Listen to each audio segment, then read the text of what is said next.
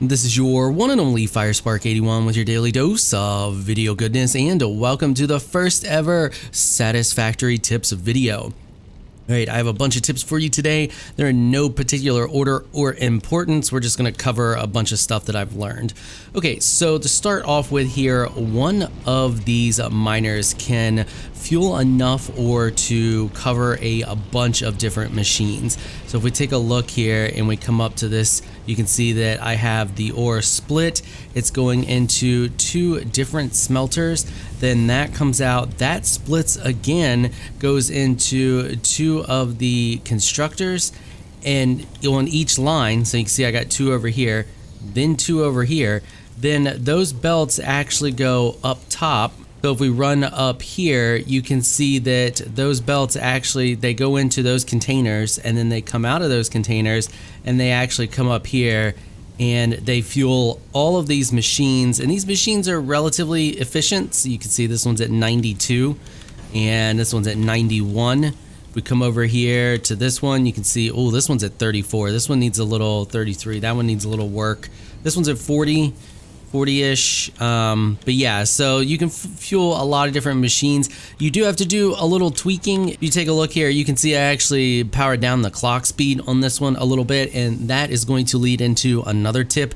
You can actually adjust the clock speed on your machines. Pretty much everything has a clock speed. So you can see there the assemblers do. If we come over here to this constructor, it does. I've actually overclocked this one a good bit to get its efficiency up a little bit.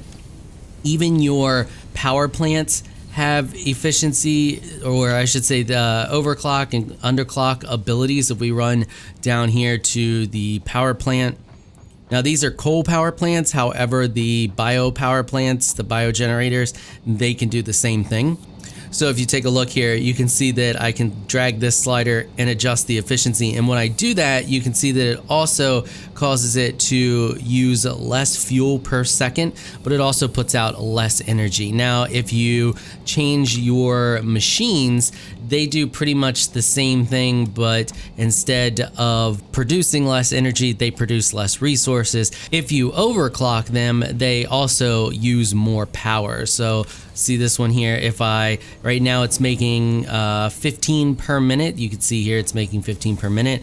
If I clock it down, you can see it's now only making 7.9, but it's using less energy. If I put that back up, you'll see its energy will change once it completes. It has to complete before it updates. Then it updates, and you can see it's back to what it was. So using this overclocking and underclocking ability can allow you to pretty much maximize the efficiency of your overall factory. The next thing I want to point out that you may not have noticed right from the get-go is that this shows you what it's using per minute and then what you're crafting per minute. This can help you with your efficiency as well. So you can see here that it's using 30 iron per minute to create 15 plates per minute, and then this can go on to different things. So if you take a look here, so this one's making iron rods, and then those are being turned into screws. So if you take a look, this is using 22.5 iron ingots per minute to create 22.5 iron rods per minute. Now if we come over here to the screws, this actually, to be a better efficiency, is using 30. So we would have to get this producing 30. So I would have to overclock it more so that it would be producing 30 iron rods per minute, because this is using 30 iron rods per minute to produce 180 screws. So then that would lead on to the next thing. If it's using screws, we will want it using 180, or if whatever we're creating next in the line is using less than 180 per minute, we could actually underclock the screws. The next tip for you is that resource nodes produce at different amounts depending on what the resource node is. So if we come over here and we take a look at this iron node, you can see this iron node is producing 60 per minute. So if we take a look at this limestone node, it's only producing 30 per minute. So I've only been able to verify this because we're capped at the moment on how far we can progress in the game, but I've only been able to verify this on limestone, copper, iron, and coal. I think coal's like 120. It's way over there. I'm not going to run over there right now, but coal is different from limestone, and limestone's different from iron. Iron and copper are the same. I don't know what other nodes we're going to have in the future, or if we have any now. I know there's some other ore that I have found. I don't know if that's going to be mineable or not with the auto miners, but yeah, so your nodes are at different rates, so don't just assume that it's going to be, you know, they're all going to be 60 or what have you. This next one I kind of found on accident. I'm going to see if I can find a spot to show you here. You can use the chainsaw to remove stone. Now, you can't just directly remove the stone with the chainsaw. If you take a look here, see, nothing happens, right? But if there is a bush or a tree nearby and it's close enough, so this, nope, that might not be close enough. This one might be close enough. I'm going to aim in this direction because the chainsaw does an AoE effect. So if I aim in this direction, yeah, you can see that stone right there just disappeared. So you can use the chainsaw to remove stones on the map that you otherwise couldn't remove. Even if I don't have anything in my hand, you can see right now I'm unable. I can't hit E, I can't punch it. There's just nothing I can do. However, if I have the chainsaw, even these little bushes like this, let's see, this one here should be a good example. This little bush that I would normally pick with hand, instead I can chainsaw it. That stone behind it just disappeared. Now, once again, we're capped on how far we can advance, so there may be a situation later on down the tech tree. We may get something to remove these stones.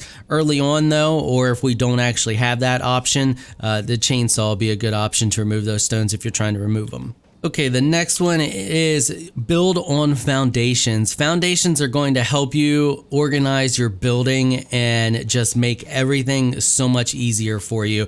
So if we don't build on a foundation, let's just build one of these constructors here. So you can see I can just place it anywhere freely. When I rotate, it just rotates completely around, and I can place it any direction I want. It angles, all of that stuff, and I can just place it down like that.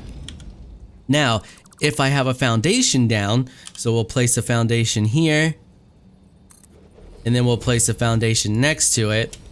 And now if I place the constructor snaps, and if I rotate it, it rotates in each of the directions. It doesn't rotate smooth like it does here. See this rotation? Now look at this rotation. Left, right, back, forth. That's what you get. There's incremental snap points. So not only can you hold down control to line things up once you start to place stuff on your foundations, but you also get nice little incremental snap points all over the place. Now, that leads us into the next little trick here. Say you're building on foundations and you don't want a foundation in a certain spot. There's a little thing you can do. So if we place one of these constructors, you can see we can't place it off the edge there, but I can place it here. Now, it's not going to let me place the next one because I don't have enough room. So what I'm going to have to do is build another foundation here and another foundation here. And now if I try to place it, it's not on top of the other one because you can see the boxes aren't colliding, but it's overhanging that one side a little bit. Well, maybe I don't want that one side to be overhanging. Maybe I don't like that and I wanted to just cut my build off here, and I'm not worried about walls because you won't be able to put a wall here if you're doing this. After you're done placing it and you get the okay to place it, then you can go back through and remove the foundations and your build still stays there.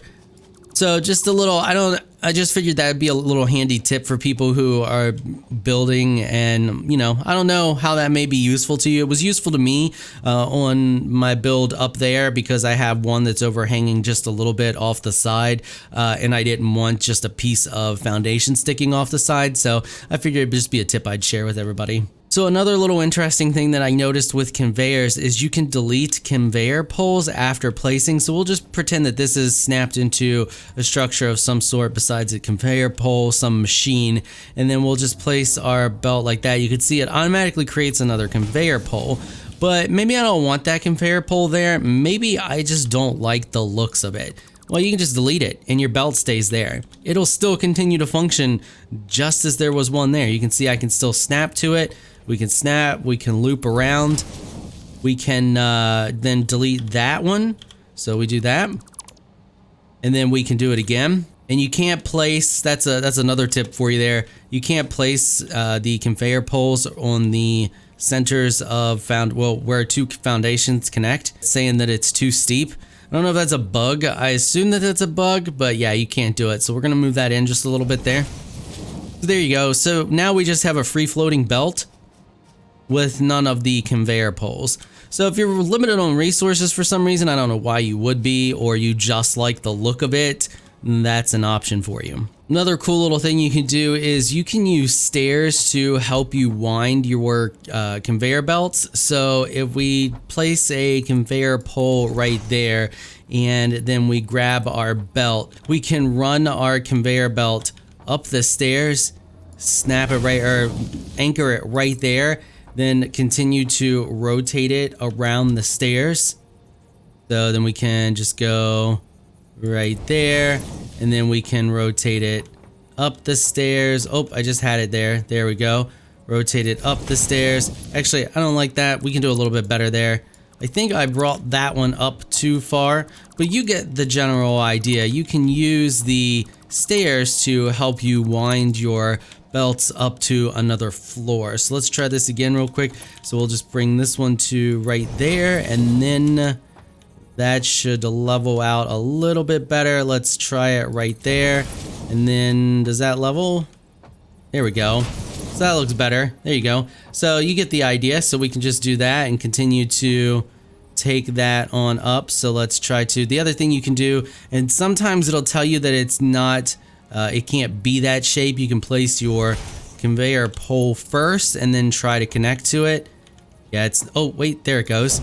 So there we go. And then we can continue to bring that up. We just use the stairs to wind our conveyor belt up. Now, maybe you don't want the stairs there. Maybe you don't like the look of the stairs. That's fine.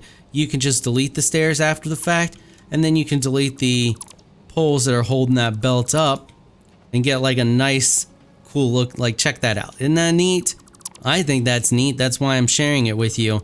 So you can use this to design your own factories and get some crazy stuff going on. Look at that, just hovers right in midair. I'm hoping at some point they stop this kind of stuff from happening, because that looks very gravity defying, but for right now, it's pretty neat. The next tip I have for you is friends can ride on top of trucks. So if you're playing this game with a friend and you guys want to go out exploring together and all you've unlocked is the first tier vehicle, you can see that your friends can ride on the top of the truck for you, like so. And I mean, they could go, we explored the whole, well, not the whole map, but a very large chunk of the map like this.